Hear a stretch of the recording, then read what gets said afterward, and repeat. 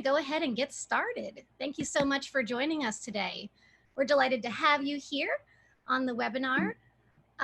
We're going to talk today about some amazing stuff happening in New Orleans and across Louisiana, and we've got some incredible speakers. I'm in their way with just a few housekeeping notes before we dig right in here. So first things first, please know that we are recording this. We will absolutely post a link to this in just a few days. All of you are currently muted, but we still want to hear your questions. We want you to engage with us. Today, we are celebrating how the charter school community has gone above and beyond to serve families during the coronavirus pandemic. We're also going to recognize the efforts of our 2020 Above and Beyond honorees, all of which have truly served their communities in creative ways, including some ways that can be replicated at any school. We're really focusing on a deep dive into the partnership efforts underway in New Orleans, where charter schools and community partners are working together to meet the city's needs. We're also going to share practical tips on how to support your community and take your questions. Now, I'd like to go ahead and introduce our first speaker, President and CEO of the National Alliance for Public Charter Schools, Nina Ruiz. Hi, Nina. Thank you so much, Erin, for that introduction. It's so nice to have you all on this webinar. Welcome to National Charter Schools Week. As Erin mentioned, the focus of our webinar today is to shine a light on New Orleans and how New Orleans has responded to the pandemic. Before we start though, Senator Mary Landrieu, who's also on our board of directors, is gonna offer some introductory remarks about New Orleans, given her background in setting up the school district that we currently have, which is an all-charter district. Before we do that though, I wanted to just tell you a little bit about National Charter Schools Week. This is a week that we celebrate the contributions that charter schools make every day to the fabric of public education. This year, however, we're particularly proud of the contributions charter schools have made in meeting the unique needs of their students. Over 60% of our students are on the free and reduced lunch program, and many of these students were vulnerable before the pandemic hit. So we're extremely proud of the quick mid-course corrections that our charter schools have already made to meet the needs of their families. But within this pool of excellence, there are also a subset of schools that have gone above and beyond the call of duty to meet the needs of their communities. And so this year, for the first time, we are honoring 10 of these schools that were nominated by you. These are schools that have not only met the needs of their own families, but they have also gone above and beyond the call of duty to meet the needs of their communities. Please join me in watching a short video about these 10 outstanding schools.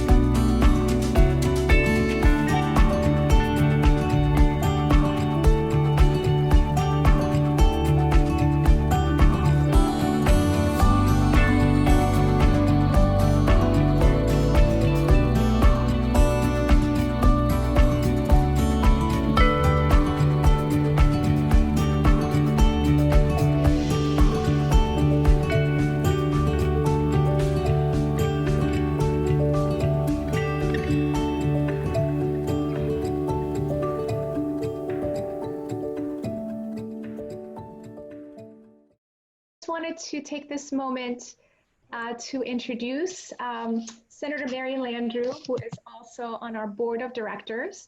Senator Landrieu has a long history of serving the needs of low-income students at the federal level, and we're extremely proud to have such a great advocate and champion of children, low-income children everywhere on our board. So Senator Landrieu, without further ado, take it away.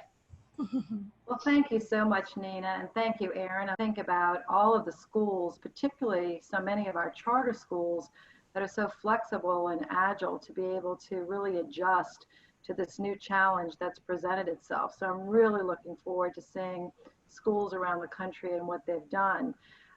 Nina, it's been a pleasure to serve with you all these many years on the National Alliance, and thank you for your advocacy for children all over the country, not only in charter schools, but in traditional schools as we fight to give every child the excellent, free, accessible education they deserve.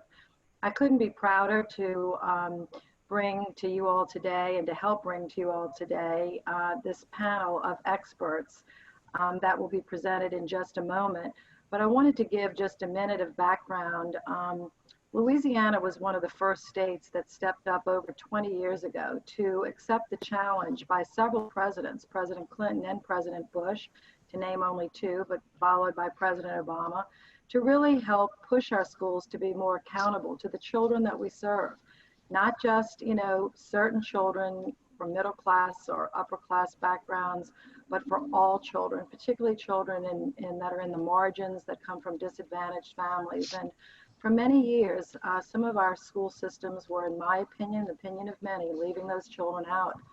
So Louisiana really stepped up, and over the course of the last 20 years, implemented through a series of pretty significant steps, both with Democratic and Republican governors, with elected and appointed boards, helped to put in sort of a foundation for that work. The city of New Orleans stepped up in an amazing way accelerated this through the catastrophe of Katrina to basically create a system of schools that are independent, flexible, excellent, accessible, and open choice in the city of New Orleans. Quite an amazing accomplishment. Our graduation rates have moved from below 50% to over 75%. Our ACT scores for our graduating seniors continue to be higher than cities of comparable demographics. The New York Times and other notable news organizations and surveyors have indicated that New Orleans school system has improved faster than almost any in the country. So with that said, I am so proud to introduce to you all Caroline Romer, who runs the Louisiana Charter School Association, to introduce our panelist from New Orleans. Caroline is from an amazing political family. Her father served as governor, brother on the Bessie board, but Caroline in her own right has been a leader of school reform in trying to advocate for both, in innovative charter schools and traditional schools where we can collaborate to really promote the idea of excellence and equity for all of our children. And she has served in that position now, Caroline, for over 15 years. So I turn it over to Caroline to introduce our wonderful panelists. And I thank you all for being so interested in our charter school movement and how charter schools can really help all schools through this, coronavirus challenge that we have, and continue to reach and educate all of our children. Thank you, Caroline, for your great leadership. Thank you so much, Senator, for the nice words. It's always nice to be with you, and you truly are a champion for Louisiana and frankly the rest of the country related to kids and education, and greatly appreciate you. Everyone that's watching today and joining us, welcome to New Orleans. We're really excited to have you. I have a favorite quote from a guy named Chris Rose about New Orleans. He says, "We dance even if there's no radio. We drink at funerals. We talk too much and laugh too loud and live too large. And frankly, we're suspicious of others who don't." I think that fits perfectly. And so I welcome you to New Orleans virtually, and really look forward to seeing some of you, I hope, in person next year when the National Alliance hosts their conference in New Orleans. Very excited to have our panel today. Excited that they're all native to Louisiana. They're all former educators, and I consider all of them friends and peers in this work. We have some really good questions lined up for them. First, I'll do a couple introductions. I'll start with my friend Patrick Dobard. Patrick is currently the CEO of New Schools for New Orleans, NSNO. NSNO is a nonprofit that's been committed now for longer than I've been around to helping create high quality schools and support schools here in the New Orleans area. Patrick and I first met actually when he was doing work with the state and as superintendent of the Recovery School District. He's from New Orleans, and before he started all of those other things, he was a fabulous educator in the classrooms of New Orleans. I'm also excited to have Dr. Henderson Lewis join us. Dr. Lewis is the superintendent for NOLA Public Schools. He started that job back in 2015 and I think he's the youngest superintendent that New Orleans has had in that position, but he comes with an incredible amount of experience, over 20 years as both an educator and an administrator. And uniquely, I think it's also important to point out that Dr. Lewis has also been an elected school board member in a neighboring parish to Orleans. So he brings a lot of different perspective. We also have Jamar McNeely joining us. Jamar is the CEO of Inspire NOLA, which means he's the man with the vision. He makes things happen in that organization. It's turned out to be one of the real gems of education in New Orleans, but also in Louisiana and our country, and appreciate the work he's done. He co-founded Inspire NOLA back in 2013, and he too comes with experience as both an educator, and I think it's fun that he also was a budget analysis. So he can not only deliver on academics, but he knows money. And then last but not least, say the best for last, Rhonda Alois. Rhonda is the executive director of KIPP New Orleans and is a former educator herself through Teach for America. And as I said, all of our panelists are native to Louisiana and now make New Orleans their home. So without further ado, I say we jump in to our questions, and hope you don't mind. I've come up with some that I think would be interesting and pertinent to the subject matter today. And Patrick, I'm going to start with you. We've worked together for a long time, and so I've heard you talk a lot. And one of the things that I think you speak very elegantly about is the governance structure of New Orleans and how that structure is set up in a way that really allows our schools to be flexible, our administrators to do what they need to do. I thought it might be important to kind of set that backdrop for this conversation today. So can you talk a little bit about that? Absolutely. And I hope the backdrop of thunder that's happening right now where I live in Louisiana has been like sunny days for like 45 consecutive days, and today we get a little rain and thunder at this time. But yeah, I'll be happy to. So when I talk about New Orleans and what's unique about our system of schools, we have three sectors that I try to break it down as. So we have what we call the regulators, the innovators, and the collaborators. And the regulator is right on the screen right with us, Dr. Henderson Lewis, who's our superintendent. And so when you think about the regulatory role, that's for the local school board and the superintendent to establish the framework and the governance structure of those with the privilege to educate young people. So that's everything from creating and supporting a common enrollment system to ensure equitable funding throughout, and then solving for system-wide problems in collaboration with schools in order to ensure we have the best environment for young people and the best environment for our schools to thrive. But then they also had the regulatory role of ensuring that, you know, once they give you the privilege of a contract, whether it's an initial 3 or 5 year contract and for however many years, that they're going to hold you to the standards that you said that you were going to meet every time there's like a renewal opportunity. And so if those individuals aren't making the bar, as we like to say in New Orleans, then the superintendent has the right and authority and the ability to make decisions whether or not to allow schools to continue to exist or to make transformations. And all of that comes from our regulator role. The other roles that we have are what we call the innovators. Those are the individuals that's in schools. And you have both Jamar and Rhonda on this panel who are doing great work with their networks and empowering individuals to really serve kids well. We always say that those closest to children should be able to make the decisions for young people. And so in New Orleans, we have a bunch of innovators. And what it is that they run their schools. They can do their own transportation if they so choose. They do their own curriculum, food services. So they're able to make decisions quickly and nimbly at a very local level. And one of the things that allows them to continue to flourish and thrive is their governance construct.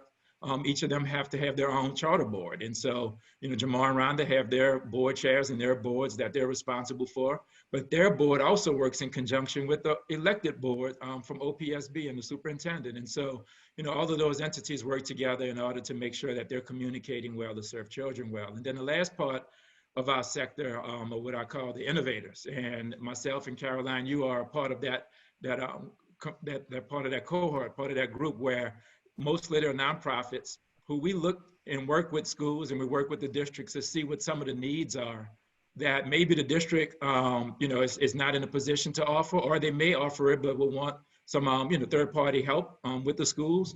Everything we offer from the nonprofit sector, whether it's NSNO or the Charter School Association, I always like to tell people it's opt-in. So anything that NSNO offers, whether it's the help with the recruitment and retention of teachers, whether it's around instructional quality initiative. We always say schools can opt not to take whatever services or things we're providing, but what we do is we try to do those things that we're hearing from schools and seeing that they actually need. And so when you think about New Orleans, just think about those three sectors: regulators, innovators, and collaborators. And we all work together in order to try to create the best environment for all of our young people. I think I love the way you break that out. I think that structure makes sense. And I think that, you know, again, in a place like New Orleans, it's really interesting. There are charters across the country, and there's some cities that have you know, a large portfolio of charters, but right now New Orleans, other than maybe a couple schools next year, one school, well, they're all chartered. And I think that that brings some really unique challenges sometimes, and also opportunities as an all charter district. And I think, you know, that tees up kind of, to me, Dr. Lewis, for you. If you're the regulator, if we accept Patrick's construct and you're the regulator, you're a superintendent of a district that you really aren't in charge of the day-to-day operations of schools. Talk a little bit about what your work looks like, and in particular during this crisis, how do you, you know, navigate and manage your role, and, as Patrick said, collaborate with the schools that you work with? Certainly. Thank you, Caroline. In the city of New Orleans, we have 45,000 students, and which is across 78 schools. And we have Jamar and Rhonda on the webinar with us today, and they are part of that 38 organizations that we have here in our city. But when it came down to COVID-19 and the thought that it was even coming our way, and it did, March 13th, we actually closed school building. But in those initial days prior to, as the school system or the regulator, if you would, we spent time really working with our school leaders to say that if this crisis comes, we need to talk about what things you need to do in order to be successful when kids are no longer in building, and that we can have, as a school system, three things. One would be continuity of learning. Another would be the continuation of resources. So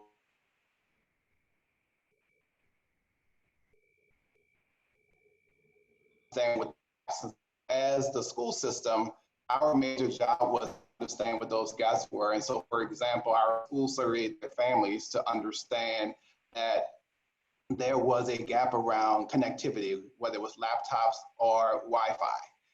And as a school system, we received that information. We worked along with our school board where they allocated money to be able to purchase. So as a result, in our school system, we purchased 10,000 laptops and 8,000 hotspots, so that our schools in turn were able to those to their families that actually share with them that there was a need there. And so again, I'm very proud of the work that has happened, and not just in COVID-19, but just speaking in this moment here for the last 9 weeks. Our 38 charter management organization were able to do things quickly. So I'll give an example. The governor put the order out on Friday, March 13th. On Monday, we started serving food to our students. And by midweek, we had over 40 sites across the city of New Orleans, making sure that our kids received breakfast and lunch. I believe probably on Monday, we probably will be hitting 1 million meals provided to students during this crisis. So again, we do those things at the district level that really supports our schools so they can do the things that they need to do to actually support our students and families. When it comes down to instruction, that autonomy is given to our schools every single day. So our school, yeah. I'm sorry to interrupt. It makes me think about, like, maybe for some that are on the call that maybe come from more traditional districts. Yes. Like, what is what's a learning moment for you? You've been superintendent now Yes. in several places, not Yes. just New Orleans. So Yes. what's the takeaway that would be common no matter what type of district or portfolio of schools you have in this role of, collaborating with schools? So one takeaway, whether it's the New Orleans system or any other system, is it's about relationships. And the relationship that we had established already with our schools, and using them as innovators and being able to say, here are the challenges that are before you. This is what we need to respond to in a very short period of time to make sure we deliver for our students. And so I recognize, because we naturally have 38 different organizations that as a school system we have strong relationships with, they were able to make quick changes that really, in my opinion, made us not only leaders in the state of Louisiana, but probably in the nation when it came down to the response to COVID-19. So that's something that I continue to talk about, and I applaud, because our leaders have done great things for our students and family and kept them connected to their learning during this very, very tough time. I'd love Jamar or Rhonda. This wasn't really what I'd planned to ask, but kind of just piggybacking on the superintendent. As school leaders, what are your thoughts about, again, what the superintendent's talked about, that collaboration, and how does that work with your autonomy to do certain things, but needing support from the district, especially again during like this current crisis? Jamar, you want to start for us? Yes, thanks for the opportunity. I think one thing we learned coming up to 15 years ago with Hurricane Katrina was when natural disasters, unfortunate epidemics happen, egos have to be pushed to the side. And it comes time for all of us to work together, not only in the best interests of our families and our students, but our city as a whole. So it's extremely helpful on all the different outlets, all the different individuals coming together to make sure that whatever avenues that we can provide some sense of security, inspiration, compassion for our staff and students, that was put on the forefront. So just like Dr. Lewis and Patrick and you, Caroline, and Rhonda can attest to, we were actually serving meals on that Monday. I remember getting a notification on Friday around 3 p.m. that we'll be closing from the governor. And we already had a game plan, but we just actually went into action to make sure all schools were set up by Monday to serve meals. By the following Thursday, we were talking about technology distribution. We were talking to each other as far as how we were going to communicate to our parents, where it wasn't necessarily about KIPP, Inspire NOLA, or NOPS. It was about the rebirth of New Orleans and how can we recover to make sure our students and families had everything they needed to be successful. Makes sense. Rhonda, again, as Jamar alluded to, you've lived through quite a few crises in New Orleans, whether man-made, natural, whatever. Your thoughts about all of this? The thing that I would add to what my friends and co-panelists have said is that I think the other just advantage to our construct that has helped us do our best for families and kids right now is the ability to see just conceptually what would be more efficient to be handled and coordinated district-wide or from some of our partners like NSNO, and where at the same time it's most essential that those who have the relationships with families and the ones, you know, our core responsibility in terms of providing instruction are the ones leading. And I think that is a balance. And in times of crisis, it's a balance that, you know, is probably most at risk if you don't have a solid foundation.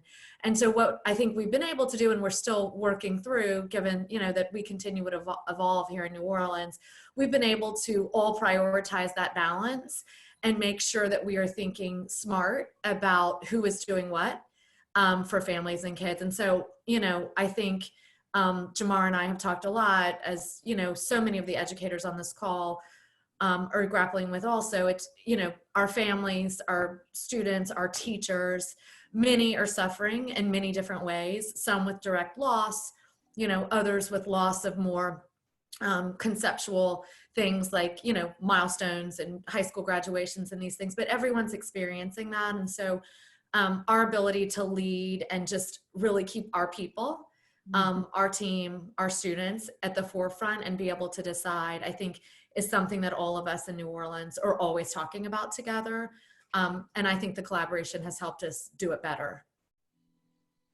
Totally. Jamar, that kind of leads into what I had thought I'd talk to you about. When I think about Inspire NOLA, not only have you created, you know, an organization that is delivering on the academics in classrooms, frankly, I think just as much about the communications that and the public relation nature of your organization and how well you do that work, meaning connecting with not only your parents, but with the community. As a mom right now with a 6th grader at home, I'd like to hear more from my school. I'd be curious to understand what Inspire NOLA has had to maybe pivot to communications wise, whether again with your teachers, your families, talk a little bit and share out, you know, what you think is working for you right now on that front. You know, one of the essential takeaways from experiencing our first natural disaster was the sense of loss. For many of us on this call, I can remember that day vividly when all of us had to evacuate, and from numerous days, you were not able to talk to your fellow colleagues, you were not able to talk to students, and you were not able to communicate, whether through social media or any type of outlet. That for us, we decided early on to establish a very strong social media network, a very strong outlet when it comes to all different outlets, Twitter, Instagram, internet. We collected all our family email addresses. But even doing that, we still found ourselves at a loss with the lack of internet services that a lot of our families had. Which is probably something, Jamar, that's probably something that schools across the country experience. So that's why I'm interested, like what would be the message to those about how you rose up to that particular challenge? Well, it's something that we really are still developing at this time. I can really thank my leadership for taking some risk that all of us have decided to do by even going door to door, making sure those families had computers, had hotspots to be able to connect with us via internet, social media. We sent out a lot of text threads. What's interesting, a lot of our families might not have email addresses or internet, but they have a telephone. So they receive text messages. So we started to really use text messages as a form of communication. We started contacting numerous students who were the student leaders throughout our schools to actually be the messengers for us to carry that message. So if they were a student council president who had a big following, they actually started to spread that message forward. We checked our students' Instagrams who had large followings of students. We started communicating directly with them to have them start to actually get out some of our communication as well, to make sure that everyone stayed connected as much as possible until we were able to provide all of our families, or majority of our families, with outlets for communication. So it's still something that we're developing. Right now, we are touching majority of our families through all the different means that we're starting to communicate. Families are reaching out to us as well. I really do wish our city had the means to have 100% connectivity internet, but that's something that we'll push on later. But our families are starting to respond. Now we're starting to transition to those few families who still have connection issues that we have not connected to for various different reasons, to find out why they're not turning in assignments, why they're not following up with teachers, why they're not answering phone calls, to see exactly what's happening from that means. That's some good stuff. I had that Instagram, that's a good idea. It's not something that would have crossed my mind. So again, I tell you what's interesting. We started being a little bit more creative by creating competitions. And within that competition, we have a selective message that we would like for them to post, but they always would focus on the competition, but as well get the message that we were trying to push forward. That's excellent. Rhonda, again, I'm kind of going out of line here, but Jamar focused, as I asked him to, about communications to his families. I know KIPP has a real reputation for such a strong teacher culture. Is there anything KIPP's doing right now around communications with your teachers and your educators that you would think is something worth sharing with others, that you've learned from or figured out works better than something else? I think very similar to Jamar, where we've learned these things along the way. I would say what's been real interesting for us, and something that I hadn't really clicked at the beginning, but what we're seeing develop is sort of, is more like joint family communication with teachers. So lots of times where, people are catching up on Zoom or phone or whatever, and you've got mom and graduating 8th grader and teacher, then connecting with principal. So, something that would have happened in the hallway or on the way out at the bus stop, these authentic just conversations. Whereas in the beginning, I think we were very formal about teachers be on the call from 1 to 2 and here's your office hours. As people have figured out what can happen through things like this webinar and Zoom and other things, we're starting to see more authentic things develop. And we're, cherishing and promoting that and thinking about that as we think about the next phase of this that we're all going to start planning for. One of the things that you and I talked about for this panel was KIPP's work in the area of mental health. Again, hate to keep going back to Katrina, but it was such a traumatic event and now crisis that we're in now. Talk a little bit about the work y'all are doing around that. Yeah, I think, you know, you said it and we've all been talking about it. It's not the same, but there are a lot of similarities. So we're trying to think about those years that we all sort of got back and started to rebuild and think about, you know, what did we do that worked, but what are the lessons learned and how would we do things differently? The way I've been thinking about it is twofold. One is sort of like what we did and are still doing in the immediate and the reaction to the crisis.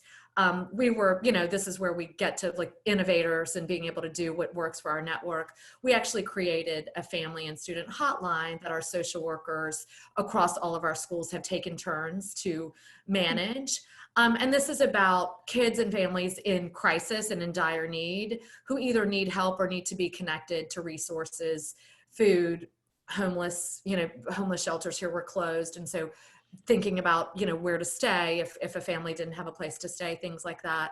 And that was, you know, well received and also gave our team a sense of purpose. And also a way to analyze the world and see sort of where our students were and what was happening. And so we're really proud of that, and that worked for us. And so many of my colleagues in New Orleans did similar things that worked for them. I think moving forward, I have two lessons that we learned from Katrina that are very much on our mind as we think about mental health moving forward. One is that the adults will have also experienced trauma. The caretakers, the social workers, the principals, Inspire NOLA and KIPP New Orleans and several other folks across the country and in New Orleans lost key staff members and team members to COVID-19. And so, you know, that is real, and that is a loss and a process, a grieving process that adults are still going to have to go through. And so you have to really care for and look out for as a leader how you're going to help the adults be there for the students, because the adults are also experiencing trauma. And then the last sort of learning that we had was, for the most part, you can put in structures through your clinical services, you know, structure as a network to help most of the kids. But sometimes there are kids in dire crisis. And I think one of our learnings is potentially we didn't move fast enough at times to intervene when we saw signs of kids who just were not adapting. And so that's very much on our mind as we think about returning, how to intervene quicker for students who might, and families who might need a little bit more support earlier as we rebuild. It's, you know, the work is so hard, and then to put these types of crisis in place, it just makes it that much harder. It makes me think, I'll flip over to Dr. Lewis and to you, Patrick. I'll start with you, Patrick, as again, a collaborator. You and I collaborate a lot on thinking about policy and those sorts of things. As schools are having to pivot in this just totally unprecedented moment across the country, what are your thoughts? Because I know you and I are both very passionate about high standards, accountability.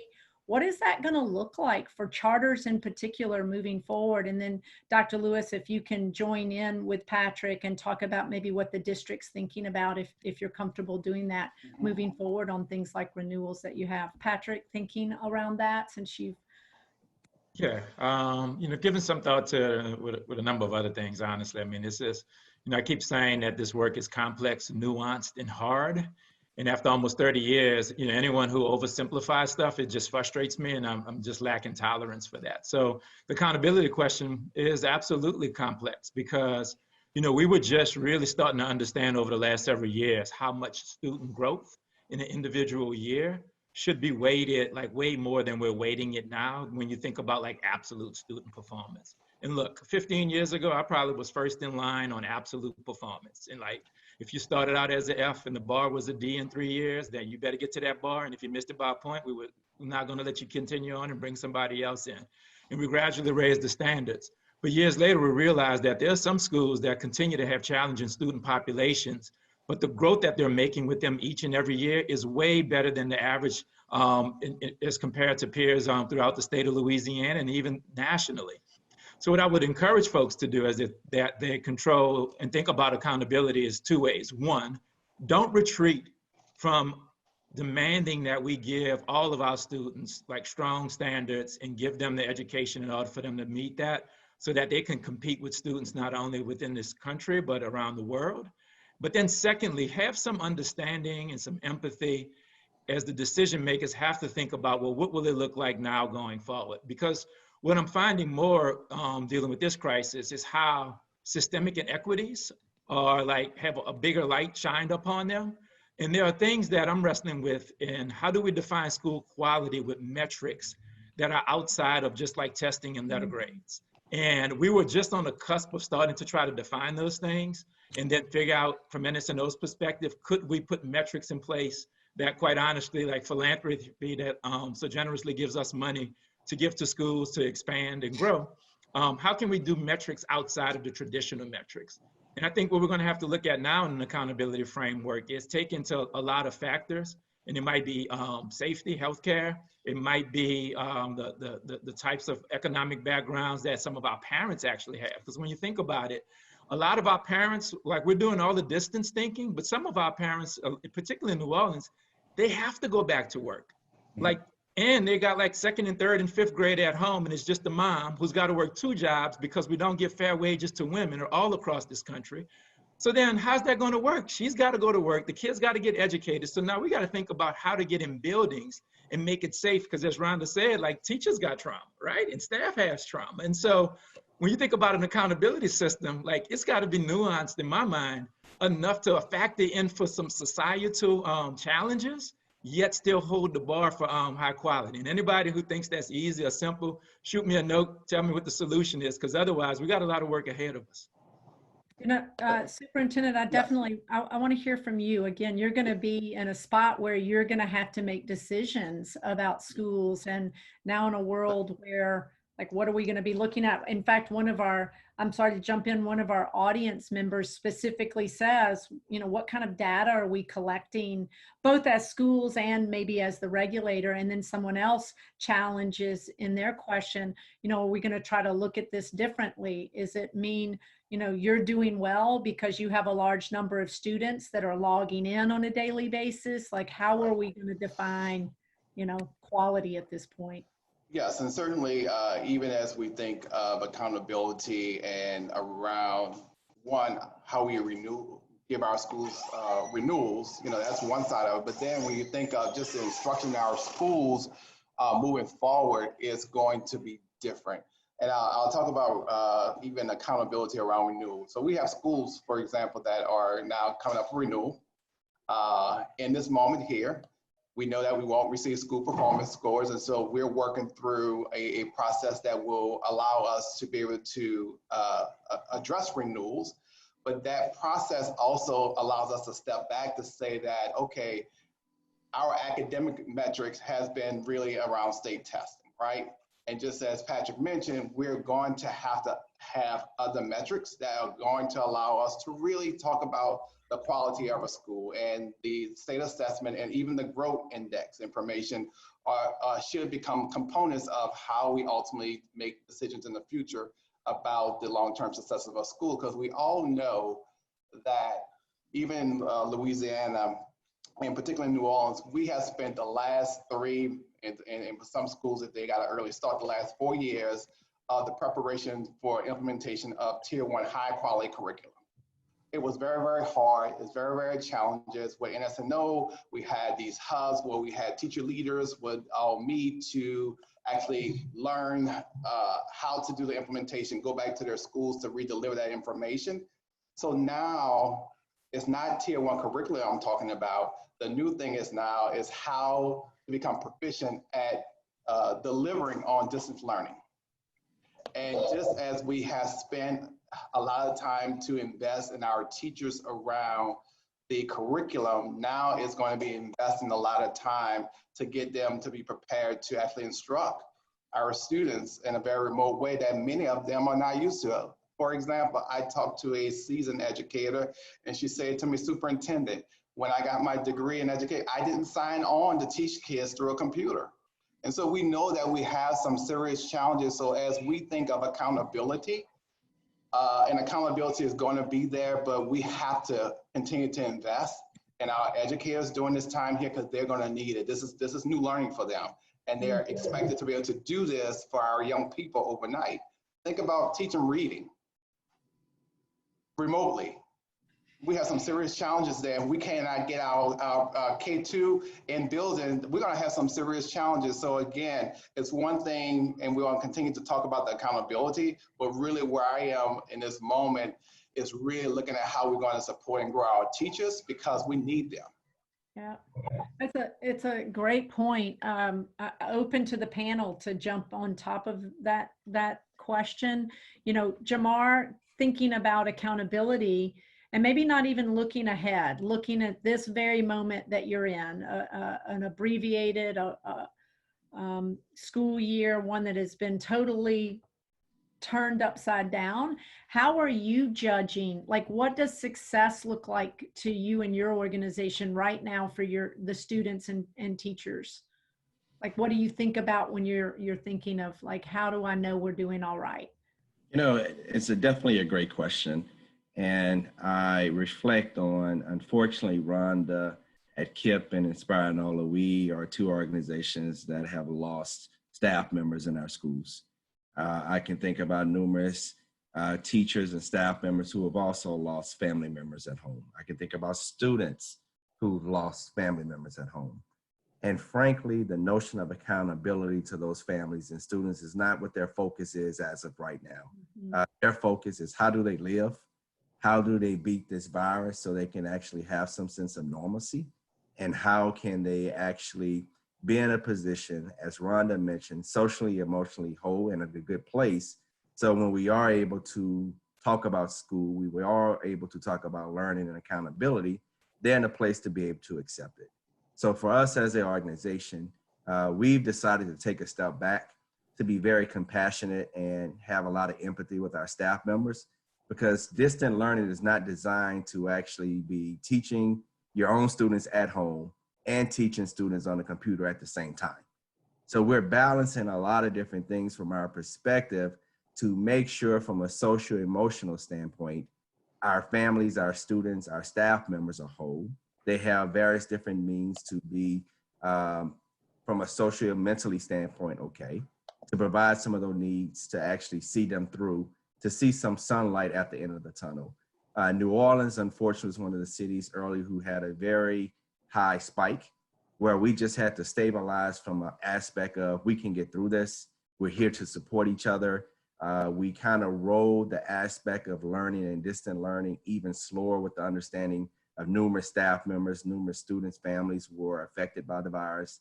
That accountability, we're touching that topic slowly, but we still have very high expectations where students are still doing distant learning work.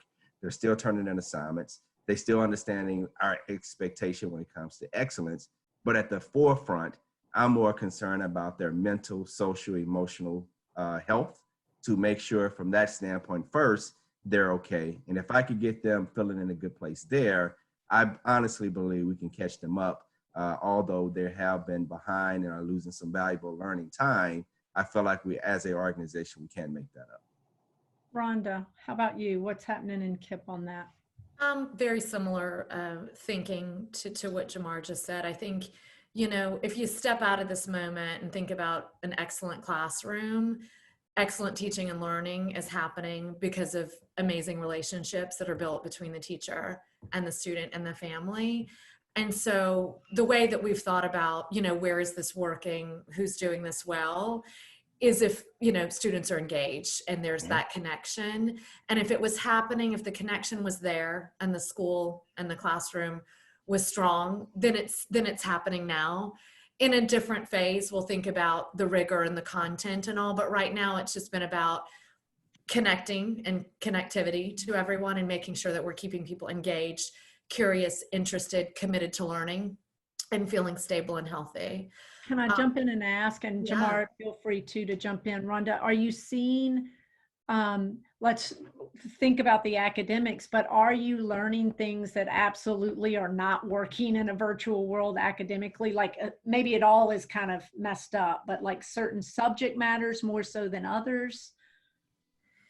Yeah, I mean, if you think about like the technical aspects of this, right? Like having people like sort of like read a passage and discuss is simpler than like you know, what you would do in a classroom around like breaking down a math problem, right? Right. It's just like the logistics of this get more complicated in certain subjects. But my experience so far, you know, this is all very limited, and it's hard to observe teachers as the administrators too, right? But my takeaway so far is that teachers who are excellent are figuring out a way to make this happen. And so there's some master model teachers to be able to look at. I don't know what you think, Jamar. I agree with you. We're really having a lot of conversations that allow our students to express their feelings based on passages, based on different realities that they're facing. Our teachers are really almost being social workers now, building up our students emotionally and socially to understand what they're going through, what the need is, to even be that sense of inspiration just to see a familiar face. Some lessons we've learned. When you have the structure throughout the day where students are normally catching the bus at 7 o'clock and at school by 8, distant learners is interesting when they don't have the same demands, that timeliness of being on the computer for 8 o'clock. So we make some classroom time adjustments in some cases for those seniors or those juniors who just not used to signing on the computer doing work, or just the understanding of how are you teaching class with the parents in the background, talking to the students about being focused. The kids are looking at television at the same time. It's those type of things that staff members are making those adjustments and having a lot of understanding because this is new from the daily day. Superintendent Lewis, I know you have a hard stop because you are going to a virtual school board meeting, Yes. Which I think is interesting. I don't know how, you know, much that's happening around the country. I'd love to hear your perspective just in governance virtually and the success, you know, you believe you're having as a district, continuing, let's just call it the business of the district.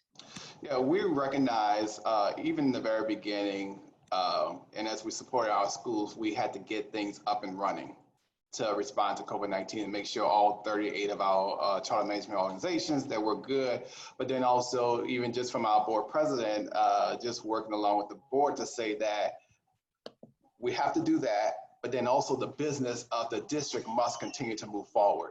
We have like active construction projects going on and the list goes on. And so we wanted to find ways to make sure that we are able to still conduct the business of the district just like we have done in previous times, except now, even like today, our board meeting is going to be virtual, but it's still making sure that those things that we need to procure for the upcoming school year, those, like I said, construction projects that are happening, that we are still able to actually get those things done, because even using the construction project, Jamar, they're moving into Edna Carr, brand new school, right? And so again, we want to still deliver on those dates that we promised in the midst of this crisis that's happening.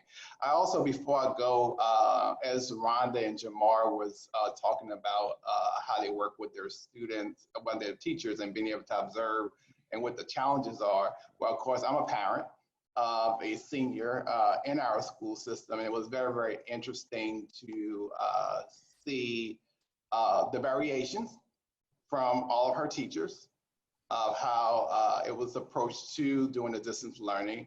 And as Rhonda said, as you would see a teacher that you may have felt was doing an excellent job before this happened, you felt that same way. But there were times where an assignment may have, or the teacher was given work for my child to do, where we have to go on the side and do some additional like teaching, if you would, to have her to understand what she was being asked to do. And that's a great point I want to make today, because as we prepare for the upcoming school year, that's very, very unknown to us about how long students will be able to physically and be in buildings, how many kids can be in the building at a time, that I experienced it as a parent. And so we have to take this time over the summer to engage with our parents, with our teachers, and everyone, so that we can know what those challenges are and we can put things in place for the upcoming school year as we prepare to have a solid school year. Before COVID-19 happened, we were having an excellent school year. This was a little bump along the way, but we want to, as a system of schools, to have a very successful year, even though we may be in the midst of a crisis. Well, Patrick, one of the questions here was specifically around what schools need from the system, during this time, and in particular thinking about teacher, and professional development and that sort of thing. And I know that NSNO has spent a lot of time around the teacher pipeline and that development and things. Any thoughts about, what that looks like right now for schools doing that type of stuff? I know the department is looking at it. The State Department is considering those things as well. Would love to hear your thoughts on that. Yeah, one thing we're looking at particularly is the opportunity to maybe get mid-career switchers, so to speak, to education. So we literally reached out to two of the major business councils in New Orleans last week. I sent them a note and linked them up with my team with the thinking of, look, there may be individuals who, because of the type of career they were in, may not be able to get back to work, and they might have had like an inkling to want to be a classroom teacher. And we can use quality individuals coming into the classroom and work through alternate certification programs or even some traditional programs. And so, the thinking is that perhaps education might be one of the more stable workforces. And so what can we do to support teachers really well? And we surveyed teachers, about 1,500, I guess it was year before last when we started our teacher work. And it's interesting. And I had a teacher I was interviewing last week or 2 weeks ago. And it's interesting because most teachers' pay increase is not at the top of their list of what they want. The number one thing has been support and professional development. And so we're trying to look at ways to be able to give them in this time, whether it's through distance learning, whether it's support, just the physical support. I mean, I was just trying to wrap my mind around the fact the other day, feeling as though if you believe that we will have to have school buildings in some way, shape, or form to be open, then how much PPE are we going to need? Like a basic thing. And in my mind is like states and cities, we need to be shoring that up right now. We should have been doing it months ago, actually, to make certain that teachers who will be like another line of frontline workers and students have actually all of the PPE that they actually need. And to me, that's support. And then you professionally develop around how to use it, how to dispose of it. I mean, we're rethinking everything, but looking for mid-career switchers and thinking how we can protect teachers, knowing that they're going to have to be in the building, and to develop them around that is going to be critical to work on over the next several weeks. You touched on something that I should have asked probably Dr. Lewis directly, but he left, which, by the way, really glad that he was able to join us.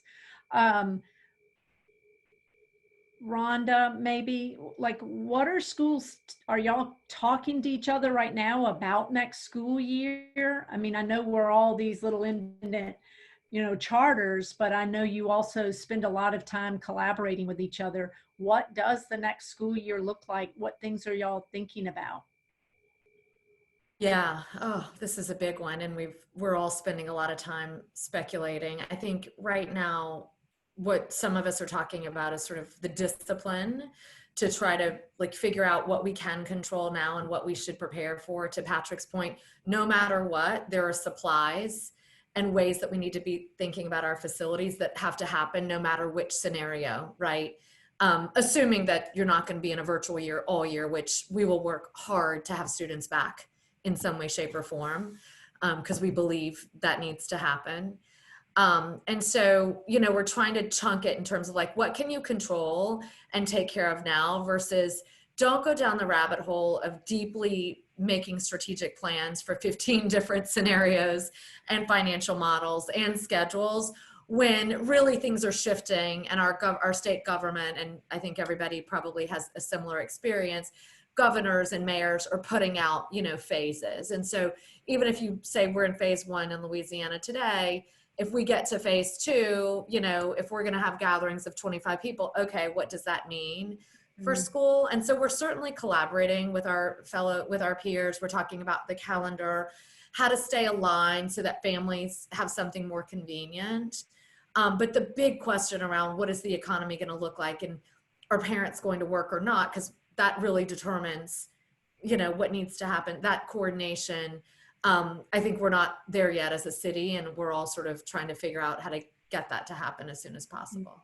Jamar, Caroline, can I jump in here just for a yeah, second? sure, Mary, please. Senator, excuse me. Yeah, that's okay. I just wanted to jump in and maybe ask a question, make a comment open to Patrick, Jamar, and Rhonda.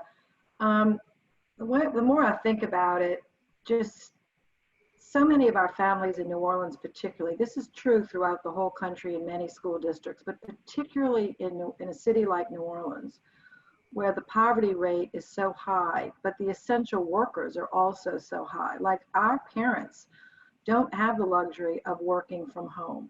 I mean, when our economy opens up, as you all know, restaurants, conventions to some degree, nurses, so many of our parents who were low income, working poor, are, quote, essential workers. So I would just throw out an opportunity for you all to be challenged when we think about space. Some of these kids could be so helped by actually, I mean, sometimes homes are comfortable places for kids to work because they have room and their parents can negotiate all this. In many of our families, that's not even possible. I'm wrapping my head around this as y'all are speaking. So my point being, for our charters, since they're so innovative, our buildings are brand new, they're spacious, as you all know. Many of our buildings, we have beautiful buildings in our system. It's one thing, the legacy of Katrina. But just getting kids out of their homes into spaces where the internet works. You might even think about schools not even being in regular classrooms, just spaces that are safe in buildings where kids can get access to, good quality learning on the screen. That would be such a help to so many parents that are going to have so much to juggle with. You know what I'm saying? Sometimes in cramped quarters, sometimes in 1 or 2 room homes. I mean, we really could pioneer almost kind of a different way of thinking about buildings and returns. I just throw that out. I don't know any thoughts that y'all might have about it. I think both of us actually, and all of us actually agree with you. I think when you look at our economics of our city, when you think about how many of the families that we're currently serving in our schools are below the poverty line, I don't see how they get back to work without schools being open. For me, it's an essential function to try to find creative ways to provide that avenue of support, not only for our students, but our families as well. I can think about numerous students where school is their safe haven for them. It's where they can get that guaranteed meal. It's where they can actually get technology working every single day. That I think we have to do everything possible to make sure schools are not only safe for our teachers and staff members, but can open for our families and students to have that sense of normalcy as fast as possible. Safety is our #1 variable to make sure we have everything that we can have. And once that's figured out, I'm ready to go, even if I have to open up early as July, to try to catch up on that learning loss, as well as start to engage our students in some social emotional healing. I think you won't find too many of us not willing to open. You won't find too many organizations shying away from that responsibility to do everything we can do to get our kids back with us as fast as possible. Patrick, do you have thoughts on that? I just echo that, and I still keep pushing though. I will continue to push on like the systemic inequities. I keep talking about the intersectionality, and when I took over NSNO 3 years ago, one of the biggest regrets I had when I was in government was that I didn't see and then push hard enough to try to break up some of the systemic inequities around lack of fair wages for women and a lot of like just service industry workers, having more affordable health care, having better housing situations, so affordable housing, all of those areas, because no matter how much we fix education, like this coronavirus is showing us how as soon as you have something like this, it's still a have and have nots. You still have schools that might have magnet components or even some selectivity. And those families tend to be middle class, upper middle class, and they don't miss a beat. Like they are there, they could be with their kids, their jobs afford them to like work from home remotely. And it's just like, we're inconvenienced, but we're living. Our kids and our families are surviving, and they survive in the best of times. So these are the worst of times. And so my thing is, legislators and those that are able to influence policy, we got to get past the politics and really start figuring out how to pay people more wages, how to have more stable and affordable housing, all those things that people actually use schools for in order to better their life outcomes. But now that the schools and everything else is kind of in flux, we've taken away some of the one most stable place in most of our kids' lives. And so, I love what Jamar said. It's like, I'm ready to go in a moment's notice. And Rhonda's the same way. But what we have to do is those of us that are in different parts of the sectors, we really got to push each other and push businesses and other folks to figure out ways to make it better for our most challenged families while there's almost time for a reset. Because what's going to happen is once we move further along into this, we're going to start settling into a new normal. And I'm worried that the have-nots will continue to be the have-nots. Totally agree, Patrick. I know from the role I play as an advocate on behalf of charter schools, we are often in the legislature and very intentionally take ourselves into other committee rooms on issues that we know are impacting the kids and the families that our membership serves. We can't be so narrow-minded and this is all just about K-12 accountability or funding. Like you said, there are so many other issues impacting those families and in New Orleans and across the country. So I think that that's something I would say to those on this call, and I've said it before in other rooms. I do think that as, you know, advocates for kids and education, we have to kind of pivot sometimes and find ourselves in other rooms really champion on those other things, whether it's, you know, judicial reform, you know, whatever those things may be, like you said, minimum wage, because oftentimes what I see are the very people that really support choice, you know, families should have more choices, sometimes are the same legislators that do not support us on other things, and then vice versa. People that don't support charters, but they support these other things. So I think exactly. It's a good point. We've seen that work so much. And I got to shout out Senator Landrieu because she's been one of those oftentimes lone voices and been on like the side of a vote where those individuals who she's trying to work across the aisle with, but then they politicize charter and they politicize all these different things. And it makes it hard because it's like in the labor committee, you get something thrown against you because you supported something in the education committee. So shout out to Senator Landrieu, because you've been consistent in your leadership, whether you were in government or now in the private sector, and really pushing for those other areas. So I just would be remiss if I didn't. I really appreciate that, Patrick, and thank you so much. And I mean, you all are all just extraordinary in your own right, but I really think, I don't know what I expected in this webinar, but I'm leaving more challenged than maybe when I started listening to you guys, really getting my head around what the summer, Jamar and Rhonda, is going to look like for our families, like July, August, September, and really thinking about the other resources in our city that can step up and be that structural support for our kids who do not have comfortable places to work at home, who only have one room. So if the television's on because there's a grandmother that's sick that needs to watch it, how can they also study? To get a computer into the home, you know, to get our internet, because this could happen again. I mean, we're hoping that this is the only wave we have, but you don't know. So I think we should prepare ourselves to be able to teach our kids in schools. And then when I say at home, let's think about that. I'm not even sure it's at home. It's just in an alternate place other than the classroom. You know, it could be at like a local law firm. I mean, they could say, look, I'll take 50 kids. I'll put them in our lobby. We spread them out. We can put some of our, you know, junior attorneys helping them out 3 hours a day, you know, because they can't do this at home. We have high-speed internet here. And that's what I love about our system, that we can just go beyond and think, okay, we got this. How can we do this? Because we can't leave our kids in some of the situations they're in now without the access. You know, they'll get too far behind.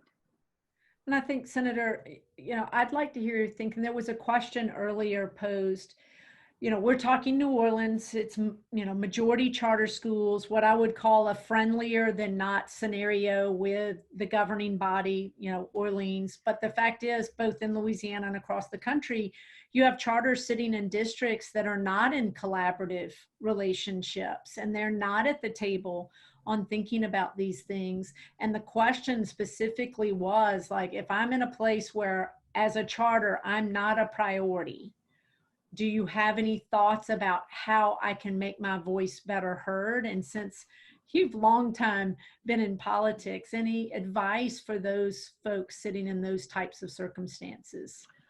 Well, I mean, it's interesting, and really, I think Henderson's the one to ask, but Patrick and Jamar and Rhonda, you all know the specifics of a charter, but I think once, if for charter schools, you have a charter, I think it gives you a lot of freedom to start when you want, conduct your business how you want, And so I think it's going to be a really interesting time, even in a district, Caroline, that wouldn't be that supportive of charters, that a charter school says, look, you may not be supportive of me, but I'm supportive of myself. And according to my charter, I can do lots of things, and I'm going to be extremely creative with my students and figure this out. So I don't know, would you all think that would get pushback, Patrick or Jamar or Rhonda? I don't really, you know, I'm trying to think of the Baton Rouge School District. What would they say if a charter school wanted to open up in July?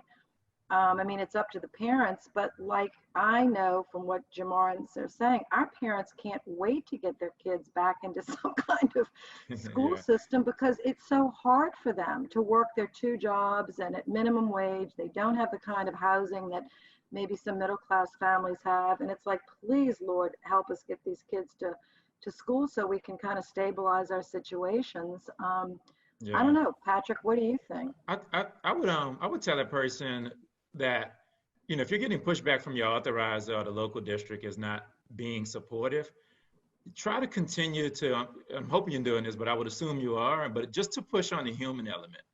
You know, I ran into that when I was over to RSD and we're in Baton Rouge, where it was a different climate.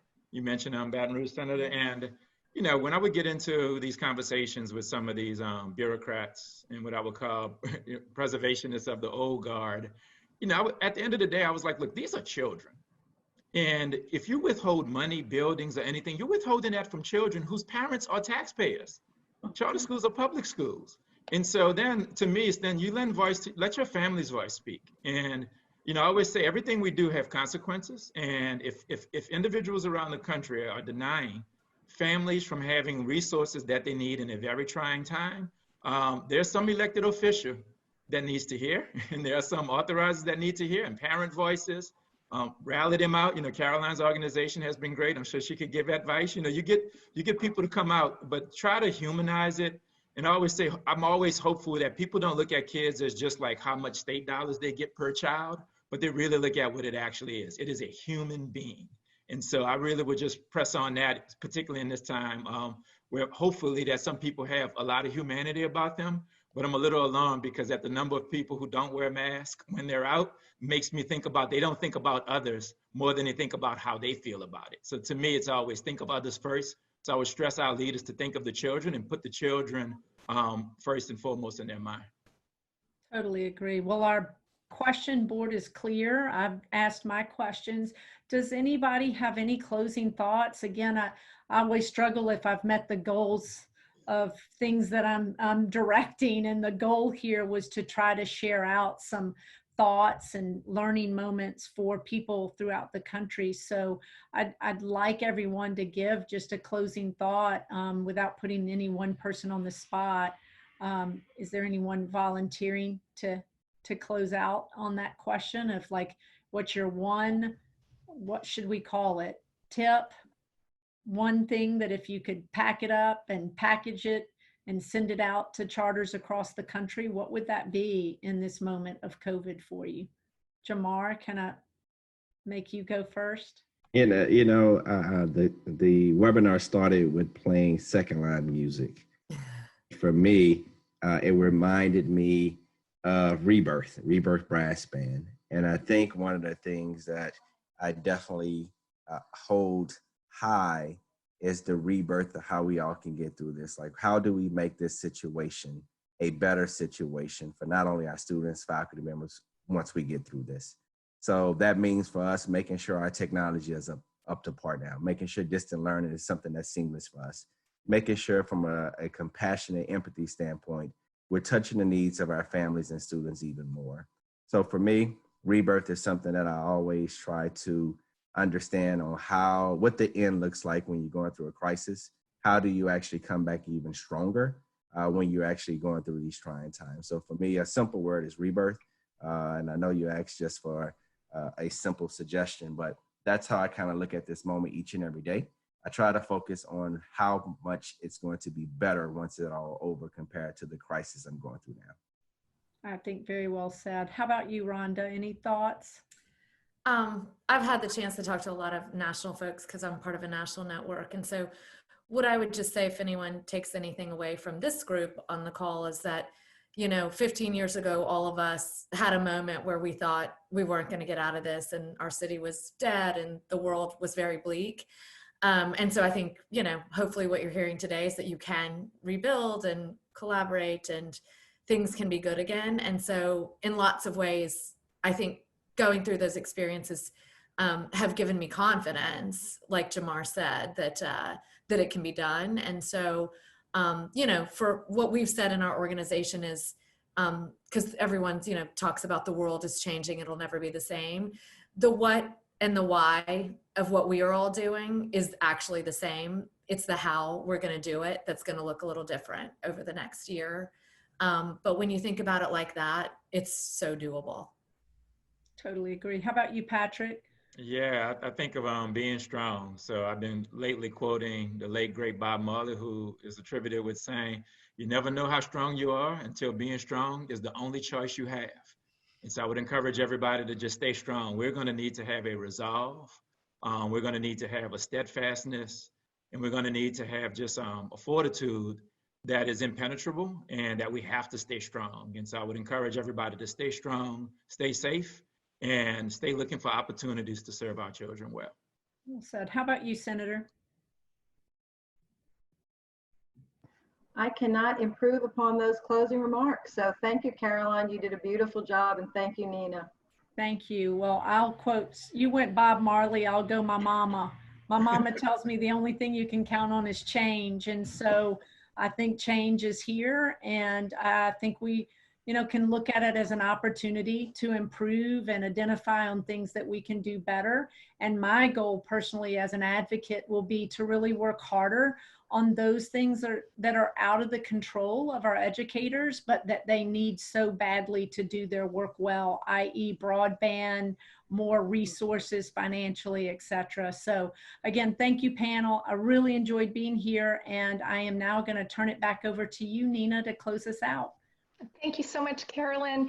Apologies that we went over for a few minutes, but I would just want to take a minute again to thank Senator Landrieu for initiating this discussion, to Carolyn Romer, our partner in Louisiana, for moderating the panel, to Patrick Dobard and Dr. Henderson for their leadership, and as always, to Jamar McNeely and to Rhonda and Ruiz for the work that they do on a day-to-day basis on the ground. And 1 second, I'm just going to read the names of the schools that won these awards this year. And they are Baxter Academy for Technology and Science in Portland, Maine, Common Ground High School in New Haven, Connecticut, Discovery Charter School in Rochester, New York, the SSD Public Schools in Denver, Colorado, Harmony Public Schools in Texas, Impact Public Schools in Washington State, KIPP Columbus in Ohio, Palms West Charter School in Florida, the Raul Izaguirre Schools of Success in Houston, and last but not least, the Springs Charter Schools in California. These are just 10 schools that were nominated and selected for these awards. We know there are many, many more out there. And so thank you all for joining us on this webinar, and look forward to seeing you again soon. Thank you.